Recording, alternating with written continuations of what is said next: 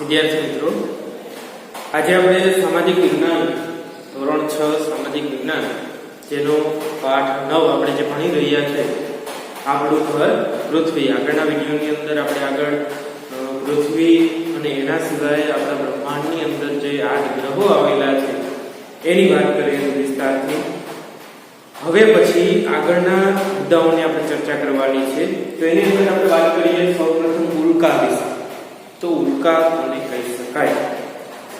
તો આપણે કહી શકાય અવકાશમાં ફરતા પથ્થરના નાના ટુકડા અથવા તો ગ્રહોના નાના ભાગને ઉલ્કા તરીકે ઓળખાવી શકાય. તમે રાતના સમયે જોતા હોય છે કે ઘણી વખત આકાશમાં તમે નજર કરો તો ઘણા એવા પદાર્થો છે એ પ્રકાશિત થઈને અચાનક જ જમીન ઉપર પડતા હોય તો એને આપણે ઘણી વખત ખરતા તારા તરીકે પણ ગણીએ છીએ. તો અવકાશની અંદર આપણી પૃથ્વી એના સિવાય જે બ્રહ્માંડ છે એની અંદર આવા નાના મોટા ટુકડાઓ જે છે એ સૂર્યની અથવા તો કોઈ પણ ગ્રહની પ્રદક્ષિણા કરતા હોય છે. પથ્થરના નાના ટુકડા એવું કહી શકાય. બરાબર? તો ઘણી વખતે ગુરુત્વાકર્ષણ બહાર જતા રહે છે. તો ઘણી વખતે જે તે ગ્રહના ગુરુત્વાકર્ષણની અંદર આવે તો એ વાતાવરણની અંદર હવા સાથે એનો સંપર્ક થાય અને સળગી ઉઠે છે અને પૃથ્વી ઉપર આપણે ઘણી વખત આવી ઉલ્કાઓ પડતી હોય એવા સમાચાર પણ સાંભળેલા હોય છે. ઘણી ઉલ્કાઓ જે છે ખૂબ વિશાળ કે જ્યાં પણ ઉલ્કા પડે છે આવો કોઈ મોટો પથ્થરનો પદાર્થ ટુકડો પડે છે તો ત્યાં ખૂબ ખાડો, મોટો ઊંડો ખાડો પણ ખાઈઓ પણ થઈ જાય છે.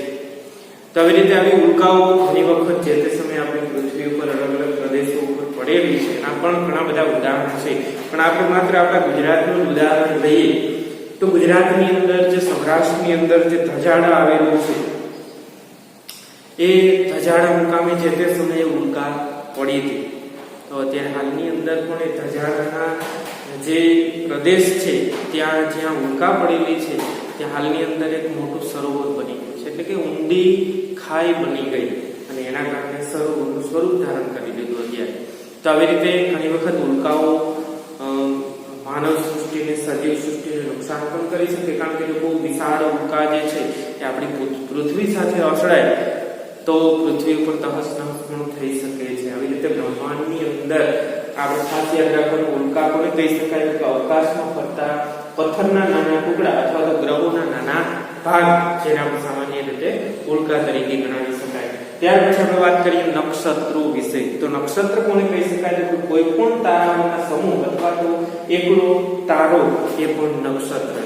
આપણા બ્રહ્માંડની અંદર નક્ષત્ર તરીકે આપણે ઓળખીએ છીએ. એટલે કે કોઈ પણ આપણે રાતના સમયે જોતા હોય છે કે કોઈ પણ તારાઓ આપણે અલગ અલગ જોતા હોય છે તો એ તારાઓના સમૂહને પણ નક્ષત્ર કહી શકાય. અથવા તો કોઈ એકલો તારો હોય છે, બરાબર, આસપાસમાં બીજા કોઈ તારા જોવા મળતા નથી, માત્ર એક જ તારો હોય છે, તો એને પણ આપણે નક્ષત્ર તરીકે ગણાવી શકાય. એટલે કે તારાઓના સમૂહને નક્ષત્ર કહેવામાં આવે છે અને અથવા તો એકલા તારાને પણ નક્ષત્ર કહેવામાં આવે. રાતના સમયે તમે જ્યારે આકાશની અંદર જોતા હોય, આકાશ ખુલ્લું હોય તો ચારે બાજુ તારાઓ જોવા મળે છે. ઘણી વખત ઘણા તારાઓ જે છે એક સાથે જોડાયેલા હોય છે તો એનાથી ઘણા બધા એવા ચિત્રો પણ આપણે ઉપસાવી શકીએ છીએ. ઘણા તારાઓ જે છે માત્ર એકલા જ હોય છે.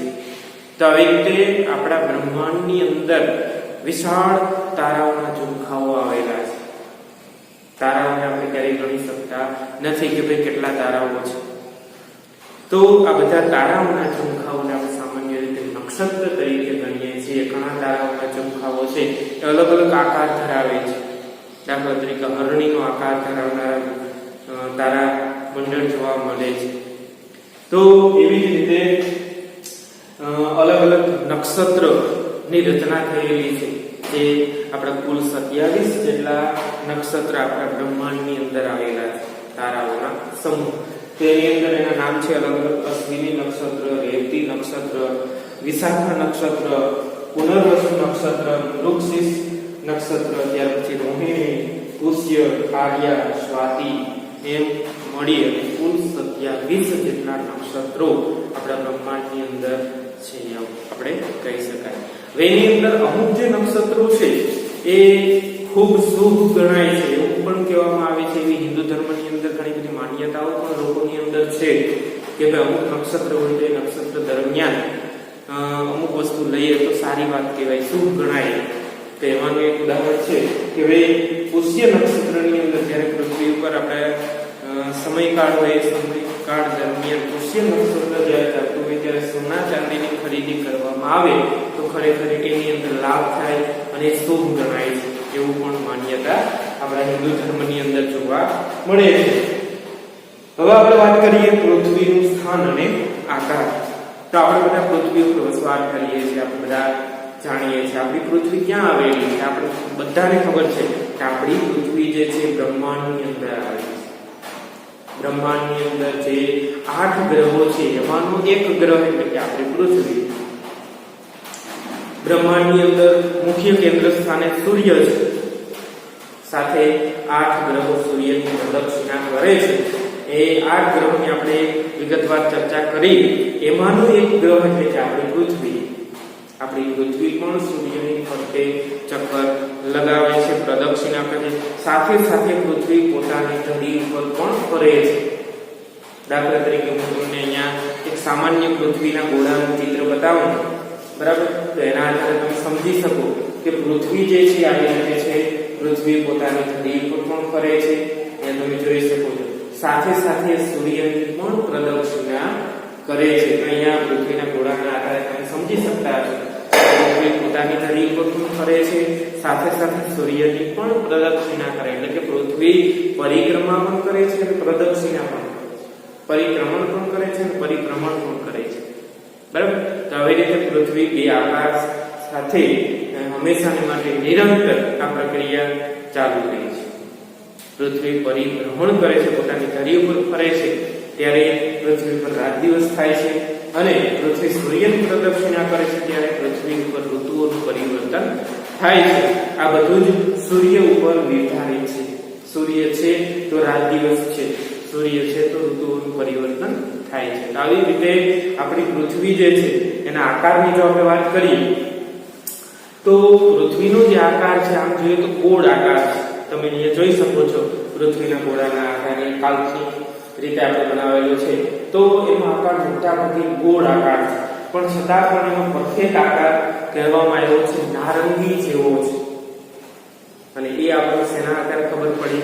તો કે આપણે અવકાશની અંદર જે સેટેલાઇટ મૂકવામાં આવી છે એ સેટેલાઇટ થ્રુ આપણી પૃથ્વીના ફોટોગ્રાફ્સ લેવામાં આવ્યા છે. પછી ચંદ્ર ઉપરથી પણ આપણી પૃથ્વીના ફોટોગ્રાફ્સ લેવામાં આવ્યા છે. એના આધારે આપણને ખ્યાલ આવ્યો છે કે આપણી પૃથ્વીનો જે આકાર છે ગોળાકાર છે, સાથે સાથે ગોળાકાર તો ખરો જ, પણ નારંગી જેવો આકાર જે છે આપણી પૃથ્વી ધરાવે છે. તો આવી રીતે પૃથ્વીનો આકાર અને પૃથ્વીનું સ્થાન જે છે બ્રહ્માંડની અંદર જોવા મળે છે. આગળ વાત કરીએ એની અંદર એવી જ રીતે હવે ધ્રુવના તારાની વાત કરીએ તો ધ્રુવનો તારો આપણે આકાશની અંદર જોતા હોઈએ છીએ. મોટા ભાગે તમને બધાને ખ્યાલ હશે કે ઉત્તર દિશાની અંદર જે જોવા મળતો તારો હોય અને જે સૌથી વધારે ચમકદાર તારો હોય એ છે ધ્રુવનો તારો. પણ ખરેખર એને જો આપણે નક્કી કરવો હોય કે ખરેખર કયો એ તારો છે, ધ્રુવનો જ તારો છે, તો એના માટે આપણે નક્કી કરવા માટે શું કરવું? તો કે ભાઈ અહીંયા આપેલું છે સપ્તર્ષિ તારાના ઝુમખાની આગળ આવેલો આ તારો જે છે એ ધ્રુવનો તારો. સપ્તર્ષિ તારા એટલે કે 7 તારાઓનો સમૂહ હોય, બરાબર? તમે આકાશની અંદર નજર કરવાની 7 તારાઓનું ઝુમખું જોવા મળે, અને એ 7 તારાની આગળના ભાગે જે એકદમ તેજસ્વી તારો દેખાતો હોય તો એ તારો છે ધ્રુવનો તારો. એટલે કે આમ ખાસ કરીને ઉત્તર દિશા પણ ધ્રુવનો તારો નક્કી કરે છે. એટલે કે આમ સપ્તર્ષિ તારા મંડળના ઝુમખાની આગળની તરફ આવેલો તારો જે ધ્રુવનો તારો છે. ઘણા લોકો જે છે ધ્રુવના તારાને ઉત્તર દિશા કઈ બાજુ છે એ જાણવા માટે ધ્રુવનો તારો રાતના સમયે જોતા હોય છે. મોટા ભાગે જે દરિયાઈ ખેડૂત છે, દરિયાની અંદર જે મુસાફરી કરનારા છે, ઘણી વખત દિશા ભટકે છે, તો એ આકાશની અંદર તારામંડળ અથવા તો ધ્રુવના તારાને જોઈ અને દિશાઓ નક્કી કરતા હોય છે. કારણ કે ધ્રુવનો તારો જે છે પોતાની દિશા ક્યારેય બદલતો નથી, હંમેશાને માટે એક જ સ્થળે જોવા મળે છે. એટલે કે આવી રીતે ઉત્તર દિશા જ આપણને સ્પષ્ટ રીતે બતાવે છે. કે આવી રીતે સાગર ખેડૂઓ જે છે સમુદ્રની અંદર ક્યારેક એ દિશા ખોરવાય છે તો એ આવી રીતે આકાશના આધારે એ અલગ અલગ તારાઓને જોઈ અને ખાસ કરીને ધ્રુવના તારાના આધારે એ દિશા નક્કી કરતા જોવા મળે છે. એટલે કે આમ એક હોકાયંત્રની ગરજ પણ ધ્રુવનો તારો એ કરે છે એવું આપણે કહી શકાય. ત્યાર પછી આપણે વાત કરીએ હવે અક્ષાંશ વિશે અને રેખાંશ વિશે વાત કરીએ. તો અક્ષાંશ કોને કહી શકાય? સૌપ્રથમ તો આપણે એ સમજવું જરૂરી છે. તો અક્ષાંશ એટલે કે પૃથ્વી ઉપર, આપણી પૃથ્વી ગોળ છે, પૃથ્વી ઉપર આડી જે રેખાઓ દોરેલી છે કેવી? તો કે કાલ્પનિક. હકીકતમાં પૃથ્વી ઉપર કોઈ આવી રેખાઓ દોરેલી નથી, પણ કાલ્પનિક રીતે આપણે પૃથ્વીના અલગ અલગ ભાગોને સમજવા માટે જે આડી કાલ્પનિક રેખાઓ દોરેલી છે એ છે બધા જ અક્ષાંશ. અહીંયા હું તમને નકશાની અંદર બતાવી રહ્યો છું. તો દાખલા તરીકે આ જે પૃથ્વી છે આપણી, તો આ પૃથ્વી ઉપર જે આડી રેખાઓ દેખાય છે, બરાબર, આ બધી જ રેખાઓ જે છે એ અક્ષાંશ રેખાઓ છે. પૃથ્વીની ફરતી બાજુ આડી દોરેલી રેખાઓ જે અક્ષાંશકૃત રેખાઓ છે. આમ આપણી પૃથ્વી ઉપર કુલ 181 જેટલા અક્ષાંશ રેખાઓ આવેલી છે. ત્યાર પછી વાત કરીએ રેખાંશ વિશે. તો રેખાંશ કોને કહી શકાય? અક્ષાંશ એટલે કે પૃથ્વીની આડી રેખા અને રેખાંશ એટલે કે પૃથ્વી ઉપર ઊભી દોરેલી રેખાઓ જે રેખાંશ તરીકે ગણાવી શકાય.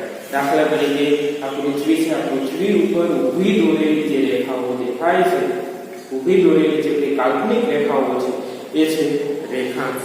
આમ રેખાંશ કુલ 360 છે. આપણી ફરતી બાજુ જે પૃથ્વી દેખાય છે એ બધી જ બાજુ રેખાંશ દોરેલા છે. તો કુલ 360 રેખાંશ છે. જ્યારે અક્ષાંશ કુલ 181 છે, જ્યારે રેખાંશ કુલ 360 છે. તો આવી રીતે આડી રેખા એટલે કે અક્ષાંશ વૃત્ત અને ઊભી રેખા એટલે કે રેખાંશ ખાસ તમારે યાદ રાખી લેવાનું.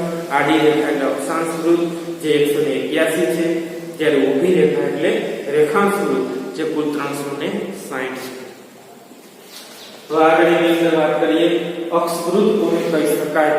તો દાખલા તરીકે પૃથ્વી ઉપર ઉત્તર અથવા તો દક્ષિણ ગોળાર્ધમાં વિષુવવૃત્તથી સરખા કોણીય અંતરે મળેલા સ્થળોને જોડનાર પૂર્વથી પશ્ચિમ સળંગ વર્તુળને અક્ષવૃત્ત કહી શકાય. તો અહીંયા તમે જોઈ શકો છો જે પૃથ્વીનું આકૃતિ આપેલી છે એના આધારે આપણે ઉત્તર અથવા તો દક્ષિણની અંદર ગોળાર્ધની અંદર આ ઉત્તર ગોળાર્ધ અને દક્ષિણ ગોળાર્ધ એની અંદરથી આપણે વિષુવવૃત્તથી અને વચ્ચેનો ભાગ છે વિષુવવૃત્તથી સરખા અંતરે, સરખા કોણીય અંતરે બે સ્થળો એકબીજાને જોડતા હોય. અહીંયા તમે જોઈ શકો છો બે સ્થળે એક ખૂણો બનાવતા હોય. આવા બે સ્થળોને અક્ષવૃત્ત તરીકે ગણાવી શકાય. એવી જ રીતે રેખાવૃત્તની અંદર પણ એવું કહી શકાય કે પૃથ્વીની ધરીથી મૂળ રેખાવૃત્તની કાલ્પનિક સપાટી સાથે પૃથ્વી સપાટી સરખા કોણાત્મક અંતરે આવેલા સ્થળોને જોડનારી ઉત્તર અને દક્ષિણ સળંગ રેખાને રેખાવૃત્ત કહી શકાય. ઉત્તર અને દક્ષિણની સળંગ રેખા પણ કેવી? તો કે કોણાત્મક ભાગ દર્શાવતી હોય, થોડો ખૂણો બનાવતી હોય એવી રેખાને રેખાવૃત્ત કહી શકાય. પણ કેવી? એ ઊભી રેખાવૃત્ત કેવી કહી શકાય? ઊભી રીતે ખૂણો બનાવે એને રેખાવૃત્ત કહેવાય. ટૂંકમાં કહી શકીએ. અને અક્ષવૃત્ત કોને કહી શકાય? તો કે આડી રીતે, આડી રેખાઓ જે છે એ ખૂણો બનાવે છે તો એને અક્ષવૃત્ત કહી શકાય. હવે આગળ એની અંદર વાત કરીએ જીપીએસ. જીપીએસ શબ્દ તમે પણ સાંભળેલો હશે. આપણે બધાએ લગભગ જીપીએસ થી પરિચિત છે. તમે ખાસ કરીને મોબાઈલ યુઝ કરો છો તો મોબાઈલની અંદર જીપીએસ સિસ્ટમ આવે છે જેની અંદર લોકેશન એવું પણ લખેલું હોય છે અથવા જીપીએસ એવું પણ લખેલું હોય છે. તો જીપીએસ જે છે એનું પૂરું નામ છે ગ્લોબલ પોઝિશનિંગ સિસ્ટમ. જે જીપીએસ છે એ આપણને કોઈ પણ સ્થળનું લોકેશન બતાવે છે. તમે કોઈ પણ સ્થળે હોય છે તો તમારું જીપીએસ જો એક્ટિવ હોય તો તમે કયા સ્થળે છે, કઈ જગ્યાએ ઊભા છે, તમામે તમામ માહિતી આપણને જીપીએસ ના માધ્યમથી મળે છે. જે આપણે અક્ષાંશ વૃત્ત અને રેખાંશ વૃત્ત જે ભણી ગયા છે, અક્ષાંશ વૃત્ત અને રેખાંશ વૃત્ત આપણી પૃથ્વી ઉપર કાલ્પનિક રીતે નક્કી કરેલા છે. એના આધારે જીપીએસ ની રચના થયેલી છે કે તમે પૃથ્વી ઉપર જે સ્થળે ઊભા છે, તમારું જે સ્થળનું લોકેશન બતાવતા હોય એ સ્થળે તમે કેટલા અક્ષાંશ વૃત્ત અને કેટલા રેખાંશ વૃત્ત ઉપર છે એના આધારે જીપીએસ નક્કી કરે છે કે તમે આ સ્થળે છે. એટલે કે આવી રીતે જીપીએસ છે ગ્લોબલ પોઝિશનિંગ સિસ્ટમ છે, જે તમારા લોકેશનને બતાવનારી સિસ્ટમ છે, જે અત્યારે હાલની અંદર કોમ્પ્યુટર, મોબાઈલ, લેપટોપ એ બધાની અંદર એક્ટિવ હોય છે. અને જીપીએસ ના માધ્યમથી આપણે એક સ્થળેથી બીજા સ્થળે સરળતાથી જઈ શકીએ છીએ, એની માહિતી મેળવી શકીએ છીએ, લોકેશન મેળવી શકીએ છીએ, એના વચ્ચેનું અંતર મેળવી શકીએ છીએ, જાણી શકીએ છીએ કેટલા કિલોમીટર દૂર થાય છે, કેટલું નજીક થાય. આ બધી જ માહિતી આપણને જીપીએસ ના માધ્યમથી આપણે સરળ થઈ છે એવું આપણે કહી શકાય. તો આવી રીતે જીપીએસ નો અત્યારે ભરપૂર માત્રામાં ઉપયોગ કરીએ છીએ. હવે આપણે વાત કરીશું ગ્રીનિચ રેખા. તો ગ્રીનિચ રેખા આપણે હમણાં જ વાત કરી, પૃથ્વી ઉપર અક્ષાંશ વૃત્ત એટલે કે આડી રેખાઓ દોરેલી છે, પૃથ્વી ઉપર ઊભી રેખાઓ પણ દોરેલી છે. તો આમની અંદર ગ્રીનિચ રેખા કોને કહી શકાય? તો ગ્રીનિચ રેખા કીધી એટલે કે ગ્રીનિચ રેખાંશ વૃત્ત. તો રેખાંશ વૃત્ત તો કે હંમેશા ઊભું હોય છે, તો ગ્રીનિચ રેખા પણ ઊભી જ છે. પૃથ્વી ઉપર ઊભી દોરેલી રેખા એટલે ગ્રીનિચ રેખા. પણ એ કઈ જગ્યાએ છે? તો કે ભાઈ ઇંગ્લેન્ડ જે આપણા વિશ્વના નકશાની અંદર તમે જુઓ તો ઇંગ્લેન્ડ નું જે ગ્રીનિચ શહેર છે ત્યાંથી આપણે પૃથ્વી ઉપર 0 રેખાંશ વૃત્ત, પૃથ્વી ઉપર 0 રેખાંશ વૃત્ત પસાર થાય છે. એ 0 રેખાંશ વૃત્ત ઇંગ્લેન્ડ દેશના ગ્રીનિચ શહેર પરથી પસાર થાય, ત્યાંથી 0 રેખાંશ પસાર થાય તો એને ગ્રીનિચ રેખા જાહેર કરવામાં આવે છે. ઇંગ્લેન્ડનું ગ્રીનિચ શહેર ઉપરથી 0 રેખાંશ વૃત્ત પસાર થાય છે એટલા માટે એને ગ્રીનિચ રેખા કીધેલી છે. અને ત્યાર પછી આંતરરાષ્ટ્રીય દિનાંક રેખાની વાત કરીએ, ઇન્ટરનેશનલ ડેટા લાઇન, બરાબર, આંતરરાષ્ટ્રીય દિનાંક રેખા. તો આંતરરાષ્ટ્રીય દિનાંક રેખા એટલે 180 રેખાંશ વૃત્તની આંતરરાષ્ટ્રીય દિનાંક રેખા કહેવામાં આવે છે. તો આપણે આગળ વાત કરીએ કે ભાઈ પૃથ્વી ઉપર રેખાંશ કેટલા છે? તો કે 360. આ આપણી પૃથ્વી છે. આ પૃથ્વી ઉપર ફરતી બાજુ તમે જોઈ શકો છો ઊભી રેખાઓ જે છે કુલ 360 છે. દાખલા તરીકે 360 છે એના બે ભાગ પાડો, બરાબર, તો 180 એવા થાય. તો માની લો કે આ પૃથ્વીનો અડધા આપણે બે ભાગ પાડી દીધા, 180 જેટલા રેખાંશ ઊભા આ બાજુ છે, 180 જેટલા રેખાંશ ઊભા આ બાજુ છે. તો આમ પૃથ્વીના બે ભાગ પડ્યા. વચ્ચેનો જે ભાગ છે, બરાબર, 360 જ્યાં પૂરા થશે ત્યાં 0 રેખાંશ આવશે. એટલે 0 રેખાંશને કઈ રેખા કહેવાય? ગ્રીનિચ રેખા. પણ પૃથ્વીના બે ભાગ પાડે છે એટલે કે વચ્ચે 180 રેખાંશ વૃત્ત આવશે, 180 આ બાજુ, 180 આ બાજુ. તો 180 રેખાંશને પૃથ્વીના જે બે ભાગ પાડે છે એને આપણે આંતરરાષ્ટ્રીય દિનાંક રેખા તરીકે ગણાવી શકાય. તો આપણે ટૂંકમાં આંતરરાષ્ટ્રીય દિનાંકની વાત કરીએ તો આંતરરાષ્ટ્રીય દિનાંક રેખા જે છે પૃથ્વીના બે ભાગ પાડે છે, ઉત્તર અને પૂર્વ અને પશ્ચિમ એવા બે ભાગ પાડે છે. આંતરરાષ્ટ્રીય દિનાંક રેખા આપણી પૃથ્વીના બે ભાગ પાડે, પૂર્વ અને પશ્ચિમ, બરાબર. તો હવે આ બંને ભાગ પાડે છે એની અંદર આંતરરાષ્ટ્રીય દિનાંક રેખાના આધારે સમય તારીખ બધું નક્કી થાય છે. એટલે આપણી જે આંતરરાષ્ટ્રીય રેખા છે એ વાકી ચૂકી આવેલી છે. વાકી ચૂકી શા માટે? તો કે ભાઈ આંતરરાષ્ટ્રીય દિનાંક રેખાના આધારે સમય નક્કી થાય છે, તારીખ નક્કી થાય છે. તો હવે આપણી પૃથ્વી ઉપર જે આંતરરાષ્ટ્રીય રેખા દોરવામાં આવી તો એમાં ઘણા સ્થળો એ રેખાની વચ્ચે આવતા. હવે આખો દેશ હોય તો હવે એક દેશની અંદર એક જ સમયે અલગ અલગ દિવસ કઈ રીતે હોય? કારણ કે એના આધારે જ સમય નક્કી થતો. એટલે આવી રીતે કોઈ પણ સ્થળો આવતા તો એ સ્થળોને બાદ કરી અને જે તે આંતરરાષ્ટ્રીય દિનાંક રેખા છે એને સમુદ્રની અંદર એટલે કે પેસિફિક મહાસાગરમાં આડી અવળી દોરી અને એના આધારે સમુદ્રમાં જ આખી રેખા પસાર કરાવે છે, જેથી કરીને કોઈ પણ સ્થળની અંદર એક જ સ્થળમાં 2 દિવસનો સમય બતાવે નહીં. એટલા માટે, બરાબર, એક જ દિવસનો સમય ત્યાં રહે. એટલા માટે આંતરરાષ્ટ્રીય દિનાંક રેખાને આડી અવળી વાકી ચૂકી બનાવવામાં આવે છે. આંતરરાષ્ટ્રીય દિનાંક રેખા જે છે એ પેસિફિક મહાસાગરની અંદરથી પસાર થાય છે અને એ વાકી ચૂકી છે અને એ સમય અને તારીખ નક્કી કરે છે. તો વિદ્યાર્થી મિત્રો, આજના વિડીયોની અંદર આપણે અહીં સુધી રાખીએ છીએ. આગળના મુદ્દાઓની ચર્ચા આપણે આગળના વિડીયોની અંદર કરીશું. અહીંયા આપણે આ વિડીયો પૂર્ણ